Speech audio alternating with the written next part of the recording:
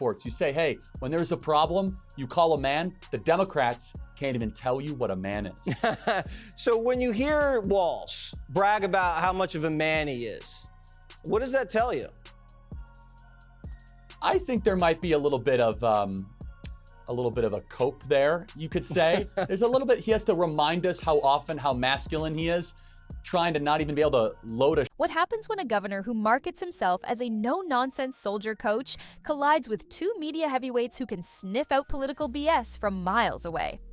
The answer unspooled the moment Joe Rogan and Charlie Kirk locked onto Minnesota's Tim Walz, promising viewers a front-row seat to a demolition that felt less like a debate and more like a precision strike.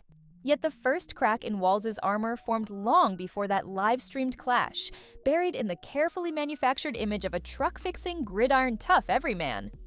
Walz's brand of masculinity, complete with locker room quips and nostalgic coach speak, once played well on campaign trails, but critics whisper the macho packaging was sculpted in donor focus groups for an eventual national run.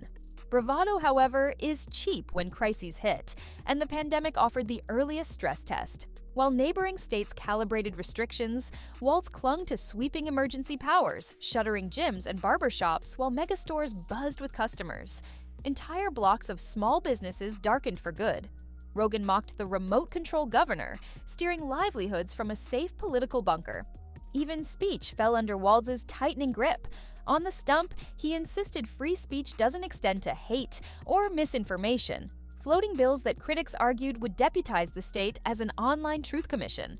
Internal emails leaked in 2024 hinted staff had privately flagged hostile posts for takedown, fueling Rogan and Kirk's narrative that censorship was becoming Minnesota's newest export. The streets had their own rebuttal. In May 2020, riots engulfed Minneapolis while Walz hesitated to deploy the National Guard, leaving a police precinct to burn and crime rates to soar in the aftermath. Kirk framed the response as leadership by press release, a governor more fluent in hashtags than hand-on solutions. Families of victims began weekly vigils outside the Capitol, a grim counterpoint to Walz's calls for unity. Economic aftershocks came next. A 2022 corporate tax hike pushed Minnesota to the bottom tier of business-friendly states, and whispers of Fortune 500 relocations grew louder. Rogan likened the state's economy to a tire with a slow leak. Every month, a little more opportunity hissed away, replaced by press conferences about equity and climate justice. Schools fared no better. Reading and math proficiency slipped below 50%, yet the administration's answer was more diversity officers and privileged journals. Doing the exact same thing. Right.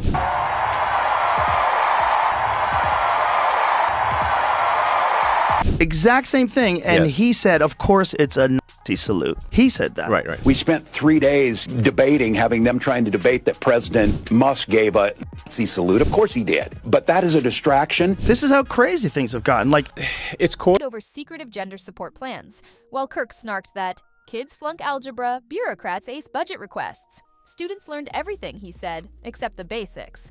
Culture war accelerants piled on, tampon dispensers in boys' bathrooms, a policy welcoming transgender athletes into girls' sports, a late-term abortion bill clear to the moment of birth, and a flag redesigned detractors nicknamed Somali Blue. Rogan quipped that Walz was legislating for Twitter likes, governing a real state as if it were a trending hashtag. Behind the optics, national ambitions simmered. Democratic strategists floated Walz as a Midwestern firewall for 2028, even a backup running mate if Kamala Harris reshuffled the ticket. Each televised statement began to feel like an audition tape, heavy on optimism, light on receipts. Stacked side by side, the contradictions stand stark. A self-styled tough guy presiding over rising crime, a First Amendment scold branding himself Minnesota nice, an economy begging for oxygen while government spending balloons. It leaves one unavoidable question for viewers to ponder long after the video fades. Is Tim Walz the reformer he claims? Or just another politician perfecting optics while reality unravels? Rumors keep circling about Minnesota's chaotic vaccine rollout, a chapter Rogan loves to dissect. State auditors later admitted millions in doses expired in storage freezers, while small clinics pleaded for supplies. We were getting scary close to people justifying totalitarian measures. I think we need to push back on this. Tim Walz in the campaign trail was literally saying free speech doesn't include hate speech and misinformation. There's no guarantee to free speech on misinformation or hate speech, and especially around our democracy. Hey man, you. Because everything that we called misinformation just a few years ago, it's on the front page of the New York Times now. Rule for Facebook and you have a different rule for Twitter. There has to be a responsibility that is placed on these social media sites to understand their power. The New York Times just printed a thing. Turns out we were lied to. Walz blamed shifting federal guidelines, but leaked memos suggest the real snag was an internal tug of war over who got credit for distribution success. Rogan's verdict? If saving lives takes a backseat to bragging rights, you're not a leader, you're a brand manager with a parking pass. Then there's the whisper network about sweetheart contracts. Local reporters uncovered a no-bid tech deal funneled to a firm run by a longtime Walz ally. The governor's team insists everything was above board, yet watchdogs note the bid window opened and closed so fast, most vendors never saw it. Charlie Kirk likens it to posting a job ad at 3 a.m. and claiming nobody else applied. Walz's office responded with a canned line about urgency during unprecedented times, a phrase critics say is now shorthand for just trust us. Walz frequently touts his National Guard resume, but veterans groups have started pushing back. They argue the governor amplified troop credentials while quietly trimming state funding for Guard mental health programs. One sergeant told Independent Press, "He salutes us on camera, then zeroes out the support line when the cameras leave."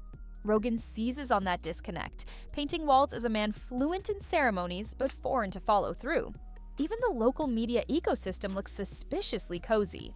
Investigations found top editors joining off-record strategy calls with the governor's communications team before key briefings. It's been said that unfavorable stories mysteriously died in draft folders. Did you say you could fight any Trump supporter? Yeah, he says he kicked their ass, and they're scared of him because he could fix a truck. Like they're threatened by his masculinity. I know how to fix a truck. That's what he said. I'm like, do you? I bet you don't. The lady doth protest too much. I bet you don't. I fear. I bet if I bring a broken truck to you and a bag of tools, you're replaced by puff pieces on bike lane expansions. Kirk jokes that Minnesota journalism now resembles community theater. Everyone's acting, and the script gets approved in the governor's office. Fundraising patterns tell their own story. As Minnesota businesses gasped for air, Walz headlined private Zoom galas with Silicon Valley donors eager to bankroll climate justice initiatives. Labor unions bristled when the same governor later slow-walked pipeline permits that would have kept thousands of blue-collar jobs in state. Critics call it a political seesaw, appeasing coastal cash one day, promising steelworkers the next, while no one seems to notice the center of the board is empty. All of this feeds a growing chorus that sees Walz less as a hands-on problem solver and more as a curator of appearances. Each new controversy, whether it's expired vaccines or vanishing police funding, gets wrapped in a fresh press release and shipped out like yesterday's news. Yet, the pattern stays stubbornly clear. Optics first, outcomes later, if ever. Viewers are left to decide whether the governor's steady smile is evidence of confidence or a mask worn thin by too many fires smoldering just out of frame. Walz's green energy crusade provides another revealing snapshot. He pushed through an aggressive zero-emissions mandate that critics say reads like a Silicon Valley wish list, except farmers along the proposed transmission corridor claim they were strong-armed into eminent domain deals that undervalued their land. One dairy owner went viral after filming state contractors marking fence posts at dawn, calling it eco-bulldozing. While Walz posted selfies with wind turbine backdrops, rural co-ops warned of rolling blackouts if legacy plants closed too fast. Rogan pounced, arguing that a governor who tweets about saving the planet should first make sure the lights stay on in a January blizzard. Healthcare hasn't escaped the pattern. Minnesota's mEnsure exchange relaunched under Walz with promises of smoother signups, yet a 2023 audit showed thousands of low-income applicants stranded in pending limbo for months. Internal chat logs leaked to a local blogger show staff joking that the system's error screen became so common they nicknamed it the Walz Wall. Charlie Kirk roasted the rollout, saying, "If your digital doorway jams on day one, maybe hold off bragging about universal coverage." Walz blamed legacy code, a phrase now competing with unprecedented times as his go-to shield. Law and order cracks keep widening. State troopers quietly complain that budget boosts go to diversity seminars, while patrol cars keep pushing 200,000 miles. Morale nosedived further after a memo surfaced suggesting quotas for traffic stop demographics, an idea yanked only after union lawyers threatened suit. The most masculine thing that someone can do in America today is stand up for women that are not able to stand up for themselves. Right. So while Tim Walz is going on Gavin Newsom's podcast, attacking me, by the way, saying that I'm a bad guy, well, I'm sorry, Governor Walz. One thing that we don't have in common is, unlike you in Minnesota, I, every single day, am actually fighting for female privacy in locker rooms and that women's sports will not have men in them. Real men stand up for women when they're not. Rogan framed it as leadership trying to program public safety like a social media algorithm, forgetting that real crises don't care about curated optics. Yet, despite the turbulence, coastal donors can't seem to get enough. Wine and Cheese Zoom fundraisers feature Walz pitching himself as the pragmatic Midwesterner who can bridge flyover and futurist, while hometown small business owners gripe about another quarterly tax hike. Insiders claim DNC strategists are workshopping a 2028 slogan around his guard service and common sense grit. But even party faithful whisper that too many skeletons are rattling, expired vaccines, crime spikes, data breaches, to survive a national spotlight. The larger pattern refuses to fade. Polished announcements, photo op virtue, and a trail of practical fallout left for someone else to sweep. Every time a narrative collapses, a fresher one gets laminated and rolled out like a new ad campaign. Strip away the hashtags, and what remains is a governor whose greatest talent might be narrating his own highlight reel, while the raw footage tells a harsher story. Viewers are left to weigh the montage against reality and ask themselves whether Tim Walz is steering Minnesota toward progress, or merely live streaming a well-lit detour.